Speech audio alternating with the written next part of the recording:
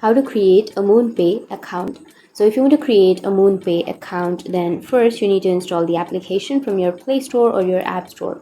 Once you install the application, you need to simply tap and open up that application, which is Moonpay.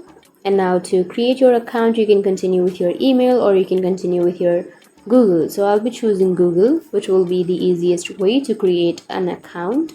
Now you can choose the Google account, and it might take some time to set up your account, so just be patient. And now tap on continue, which is on the bottom of your screen. And if you want to turn on the notifications, tap on yes, notify me. But if you want to skip that part, then skip for now. With the information of your Google account, it will automatically create your account without you entering any of the information. So it might take some time, like 1 or 2 minutes, and it will create your account. So that's how you can create a Moonpay account. And if you have any questions, feel free to comment below. Thanks for watching.